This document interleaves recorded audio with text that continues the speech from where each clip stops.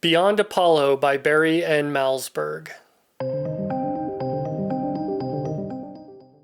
So this is episode 46 of a series I'm doing called The Masterpieces of Science Fiction. And this is the first Barry Malzberg book that I've read. It was copyright 1972, and I have this pocket books edition of this book, and it's just over 150 pages long. It's a pretty short read. Now this is a very bizarre book, and it's a hard one probably to talk about or review.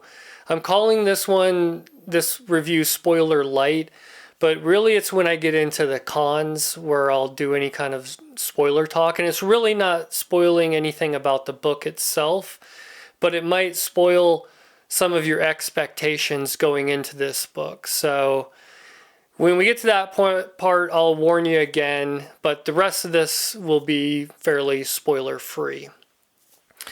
So first off, let's just talk about what this book is about, the basic plot, because that's not very intricate or anything like that. So this was written in 1972, and it's kind of a near future of that, where the space program has gone beyond the Apollo missions that went up to the moon. So they had sent some missions out to Mars, and those were kind of failed missions.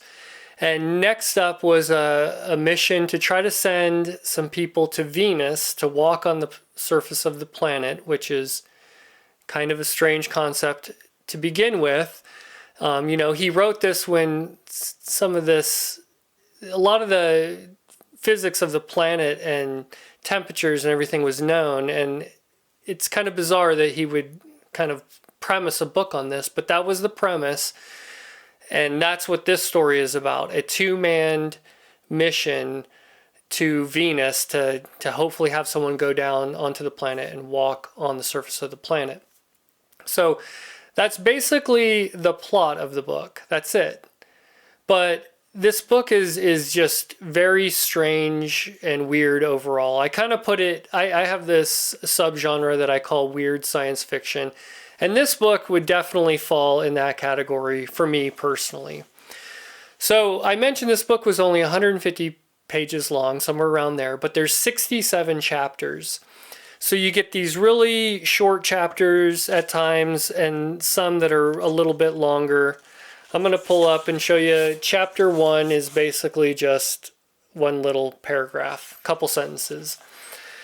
And the manned mission that was going to Venus, there was a captain who plays a pretty good role in this book, and then our narrator, and his name was Harry Evans.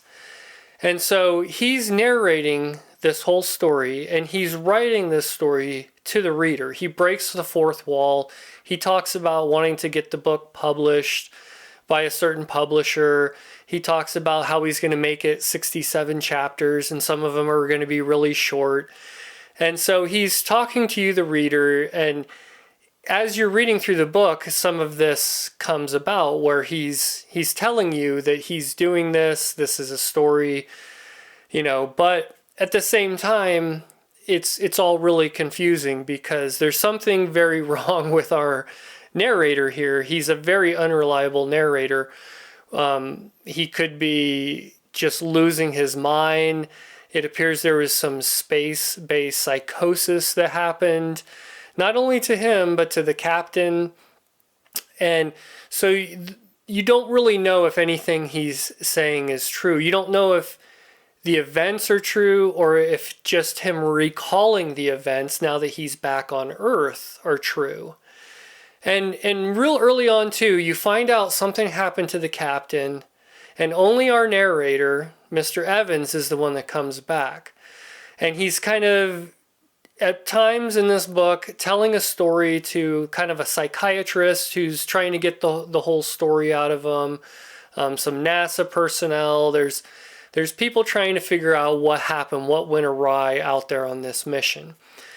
And so that's really how the book is written. We have a very simple mission. It doesn't really last that long, but it's the way it's narrated and retold through the eyes of this insane narrator, which that's what you're reading through in this whole story. Now, I like that kind of stuff. I can see why a lot of people don't like it. But me personally, I love that part of this book, and I got excited. I was like, this is the type of book for me. It's very disorienting. It was going over, I should also mention there was a lot of like sexual themes explored here, a lot of explicit language. When our main character, Harry Evans, he's, thinking back to even when he was like brought into the space program, issues he had with his wife and their sexual difficulties, issues with the captain and whether or not there was some sexual tension between those two. There was a lot of interesting themes explored with sexuality and mental health and insanity and all this kind of stuff. So that's mostly what you're going to get in this book. Now, let's just go into pros and cons now. The pros is, for me, that he wrote this book from the point of view of basically an insane person, but I could follow it. I could understand what was going on. It was fragmented, but I thought he weaved the story together, jumping back and forth in a really unique way that brought the disorientation of our main character to the reader. And I thought that part was done really well. So Malzberg's writing is good for something as strange as this, in my opinion. The idea of the mission, let's just go into some cons. And this is where we're going to get into some spoiler territory. Because to me, there's quite a few cons, like the mission, like the premise of even sending people to walk on the planet, that might have been part of this unreliable narrator. Maybe that wasn't part of the mission. I also forgot to mention there was like this alien presence on the planet that could have just been in our narrator's head. So that could be a little spoilerish. That's why it's all in this section. The big thing to me was after you finish this book, and this is a little bit along the lines of some spoiler territory, I'm wanting some sort of resolution. I want someone to come along, some reliable narrator to say what happened, or for our main character to have some epiphany of what actually happened. But in this book, you don't get any of that. It's left completely ambiguous, and if you want to read this book and you made it through this spoiler section, just know that there is no resolution to this book. You can kind of extrapolate whatever you want out of it, but you're not going to get any kind of tidy, finishing up of any of these confusing issues that happen throughout the book. And that's my biggest con. I really did enjoy the book. I enjoyed reading it. I'm going to give it, I think, 3 stars. I think if some things were kind of tied up, even a few things towards the end, I would have appreciated a little bit more.